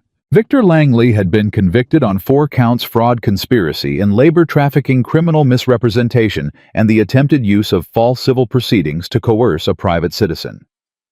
The sentence was 12 years at the territorial prison in Cannon City. Gideon Walsh, extradited from Nevada in August, received 9 years on 3 counts. The judge's written statement, which Sheridan sent a copy of to the ranch, cited Evelyn's documented account specifically as the clearest and most complete testimony the court had received in the entire investigation. Caleb read the letter aloud at the kitchen table. All of them were there. Mrs. Grady Dale, Thomas, Maggie, on her way back to school in Denver, Ada, who had stayed on at the Hart House and was now Evelyn's second set of hands in running it. When he finished, the table was quiet for a moment. Then Ada said, 9 women. They documented 9 women in 3 years. Yes, Evelyn said. How many before they started counting? Nobody answered because nobody knew, and the not knowing was its own kind of weight. Then we don't stop, Ada said. It wasn't dramatic. She said it the way she said practical things, flat and certain. The Hart House doesn't close when it gets easier. It gets bigger. Evelyn looked at her across the table. No, she said. We don't stop. The second year was harder than the first in ways none of them had predicted. Not because of Victor or Walsh or any external threat. That chapter was closed and locked and filed with the court. It was harder because growth is harder than starting. Starting requires courage. Growth requires systems judgment, calls the particular exhaustion of building something real enough to break. By the second winter, the Hart House had served 23 women. 2 had stayed on permanently as staff Ada, and a woman named Ruth, who had arrived in March from Missouri with 2 children under 5, and a story she shared in pieces over the course of 6 weeks. 4 had found work in Silver Creek and taken their own rooms. The rest had moved on to family, to new positions, to places they'd chosen rather than landed in. 3 had arrived in states that required more than warm food and a job roster. 1 had come in the depths of a grief so heavy she couldn't lift her head for the first week. 1 had arrived with injuries that needed the doctor before anything else could happen. 1 was 14 years old alone and had given a name that Evelyn was fairly certain was not her real one. The 14-year-old's name, the real one extracted gently over the course of 4 days, was Clara. She was from Kentucky. She had run from something she described only as bad at home, and which Evelyn did not press because she had learned that pressure was the wrong instrument for that kind of information. She waited. She provided food and consistency and the particular steadiness of a person who is not going to leave or ask more than you can give. On the 5th day, Clara came to the office doorway. "You're not going to send me back," she said. "Not a question, an assessment." "No," Evelyn said. "You're not going to ask me what happened. Not until you want to tell me." Clara stood in the doorway for a moment. "Why not?" Evelyn set down her pen. "Because what happened to you is yours. I'm not entitled to it just because I'm helping you." She looked at her directly. "What I need to know is, what do you want next, not what you're running from, what you're going toward." Clara was quiet for a long time. "I want to learn to read better," she said finally. "I can read some, but not well, and I want to know how to keep money, how to make it and keep it so no one can take it." "Those are both things I can teach you," Evelyn said. It took 3 months. Clara left in the spring for a domestic position in Denver with a letter of recommendation from Evelyn that described her as a quick learner with exceptional practical intelligence and a character that improved under any condition that treated her with basic dignity. The employer, a woman who ran a boarding house and had been connected to Evelyn through Miss Barrows, wrote back in June to say Clara was the best hire she'd made in 4 years. Evelyn read that letter 3 times. She put it in the drawer with the others. There was a drawer. There were 27 letters in it by the end of the 2nd year. She had not planned the drawer. She had put the first letter in it without thinking, and then the second, and then she understood what she was doing. She was keeping evidence, not of her own story, but of theirs, of the women who had come through that door and gone out the other side, into lives that were by the smallest measurable degrees better than what they'd had before. It wasn't justice. Justice for what Walsh and Langley had been running would have required something the court couldn't deliver. Time returned fear unfelt choices that had never needed making. But it was something. It was the only kind of repair that could actually be done, which was to take the ground that had been broken and make something grow in it. Caleb understood this about her without being told. He understood it the way he understood things, not through conversation, but through attention, through the kind of long-term observation that comes from living beside someone and watching how they move through the world. He saw what the drawer meant. He never mentioned it directly. He asked occasionally how the Hart House was running, and listened to the actual answer rather than waiting for the summary version, and sometimes not often, but with the quiet regularity of a man who has decided what is important. He came to the Hart House himself in the evenings and sat with whoever was there and talked about ordinary things, cattle and weather and the particular stubbornness of Colorado winters, and let his presence communicate the thing. Words would have made smaller. This is not charity. This is this community. You are part of it. The twist nobody predicted came in the spring of the 3rd year, and it came not from outside, but from within the town itself. A woman named Bess Hartley, wife of the owner of Hartley's supply yard, a woman who had been one of the 3 who came to stare at Evelyn over the gate. In her first week at the ranch, walked into the Hart House on a Tuesday afternoon and asked to speak to Evelyn privately. Evelyn closed the office door. Bess sat down. She folded her hands on her knees. She looked at the window for a moment and then at Evelyn and she said, "I need to tell you something, and I need it to stay in this room. Can I trust that?" "Yes," Evelyn said. What Bess told her took 20 minutes and left Evelyn sitting very still at her desk for a long time afterward. It was about a network, not Walsh's network, not Langley's, but something operating in the territory right now using a different method. Not mail-order advertisements, church placement services, charitable women's organizations that were fronting for a labor brokerage that placed women in situations that looked like domestic service and were something considerably worse. Bess knew because her husband's supply business delivered to 3 of the operations, and her husband had started asking questions when the deliveries didn't match what any genuine household operation would need. "He's going to the marshal next week," Bess said. "But I thought you should know." "Because you'll know what to do with the women." Evelyn looked at her. "Why come to me?" Bess looked back. "Because last December when I stood at your gate with Caroline Holt and looked at you like you were a problem to solve, you answered our questions and closed the door without making us feel the way we should have felt." She paused. "I've thought about that a long time, about what kind of character that takes." She looked at her folded hands. "The kind I'd want in my corner." Evelyn leaned forward. "Tell me everything your husband knows," she said. "Every location, every name, every delivery. I'll have it written up before he goes to the marshal. A clean document, organized, the same kind I gave Sheridan for the Langley case." She paused. "And Bess, thank you for trusting me with it." Bess blinked. She seemed briefly startled the way people are when they've braced for something harder and received something direct instead. You're not angry that it took me 3 years to—" "You're here now," Evelyn said. "That's what matters." The case that came out of Hartley's information and Evelyn's documentation was broader than the Langley case, involved 3 counties and resulted in the shutdown of 6 fraudulent placement operations and the recovery of 14 women who had been placed in illegal labor situations. Evelyn's name appeared in the Territorial Marshal's report as a key source of organized evidence. The court sent her a formal letter of acknowledgement.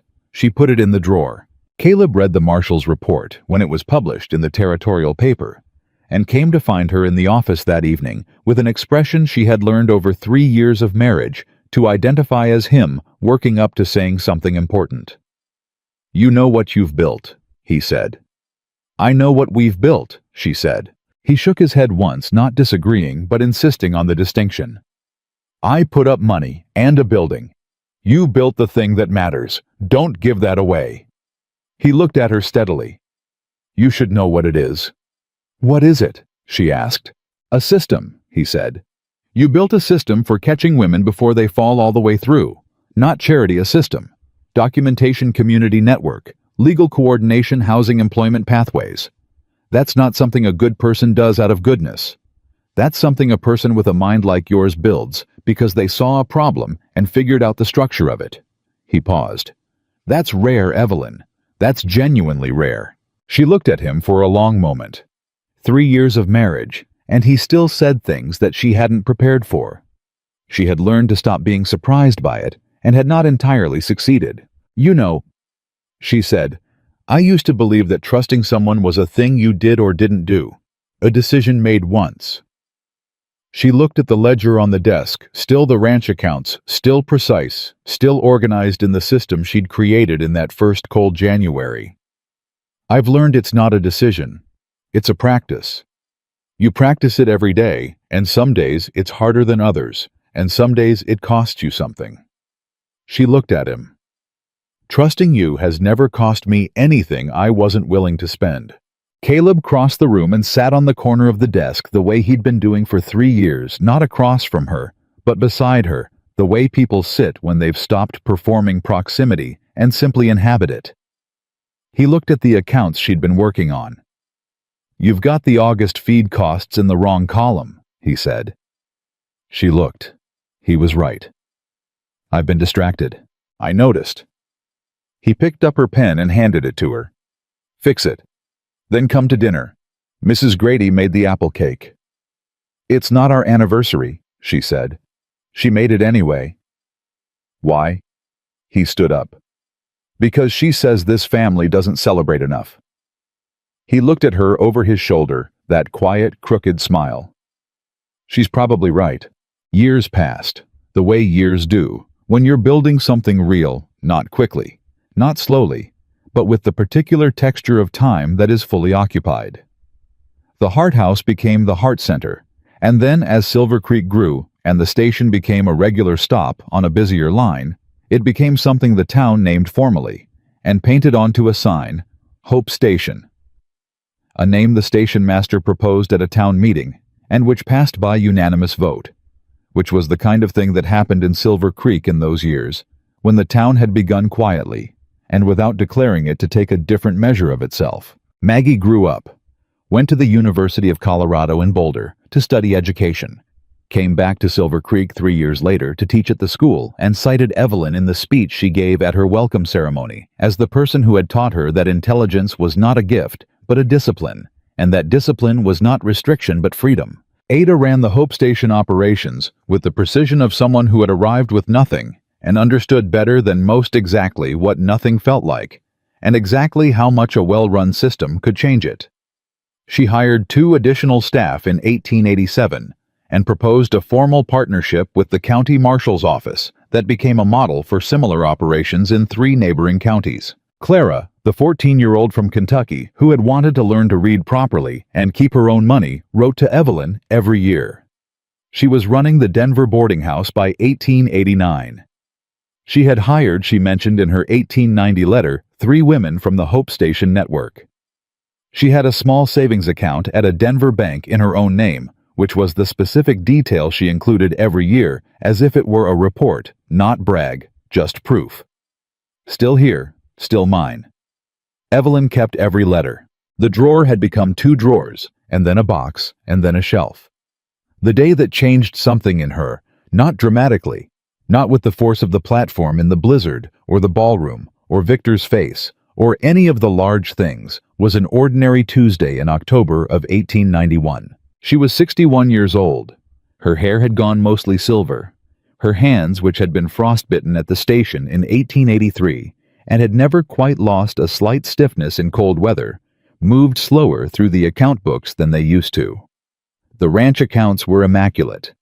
The Hope Station books were organized in a system that Ada ran better than Evelyn did now, which was exactly the right outcome, and which Evelyn felt purely as pride. She was at the station because the afternoon train was coming in, and she had made a habit in recent years of being present when trains arrived, not anxiously, not to watch for anything specific, just to be there, to be the presence she'd wished for on a December platform in a blizzard 8 years ago, to be the thing that the station hadn't been. The train came in. Passengers stepped down. She watched them with the particular attention she'd developed over years of this, looking not for types, not for profiles, but for the specific quality of stillness that meant someone had arrived somewhere and was not sure they were allowed to be there. She saw the girl on the 3rd step, young 19 or 20 maybe, a bag that had seen better days, a coat that wasn't right for October in Colorado. The expression that Evelyn knew from the inside, the refusal to fold the fury underneath, the fear, the very specific dignity of someone who has decided that whatever happens next, they will not be found collapsed. The girl stepped down onto the platform and looked at the station, and at the town, and at the sign that said, Hope Station, above the east door, and at the woman standing near the bench, an older woman, silver-haired with steady eyes and a blanket over one arm, for no apparent reason. And she stood there, calculating, as Evelyn had stood calculating which direction offered the least damage. Evelyn walked over. She didn't rush. She didn't make it an emergency that would frighten her.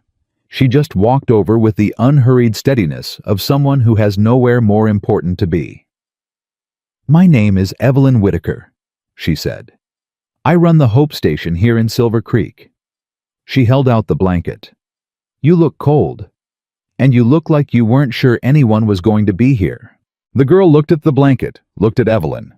Her jaw was set against the cold and against whatever she'd been through to get here, and against the specific vulnerability of being 19 years old in a strange town with a bag that was too light. "Is there a catch?" the girl said.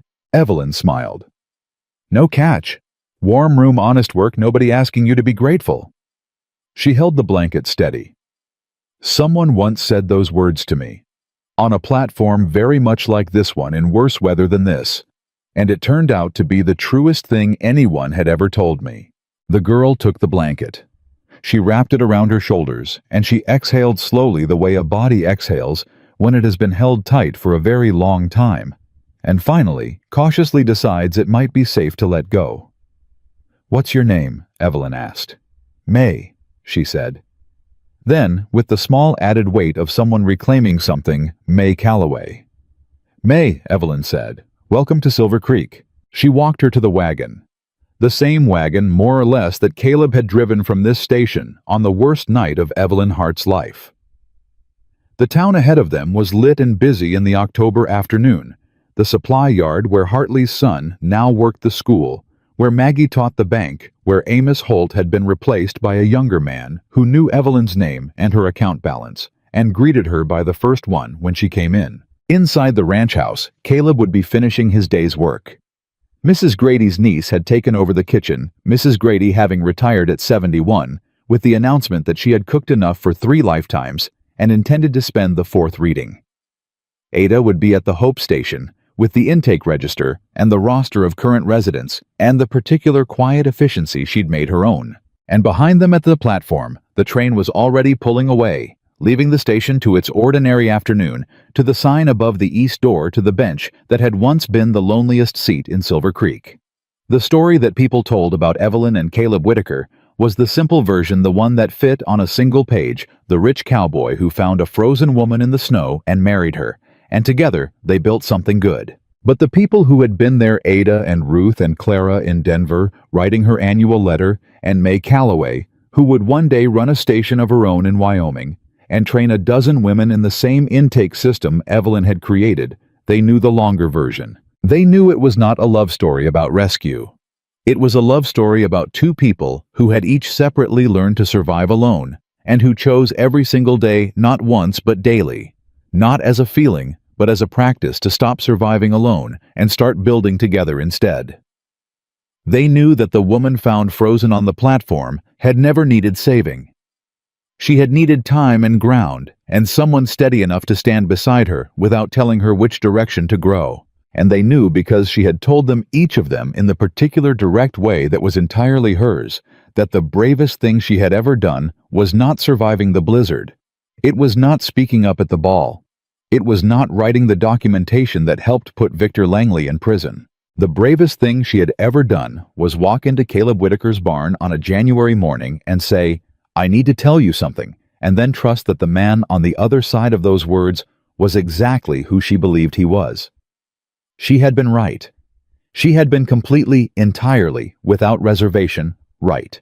And that was the thing about Evelyn Whitaker that people in Silver Creek would still be saying 20 years later, long after the story had become what Caleb had called it, and what the sign at the station confirmed, and what every woman who had ever wrapped herself in a blanket on that platform understood in their bones.